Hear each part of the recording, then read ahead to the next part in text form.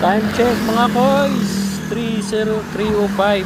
So meron tayong another booking, isang holder. Ayan. Papuntang Sampaloc, Manila.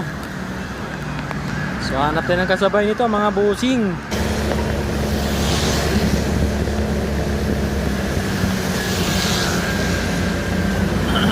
Dahan-dahan tayo. Kasi nagtambay na tayo ng 10 minuto doon. Wala, hindi tayo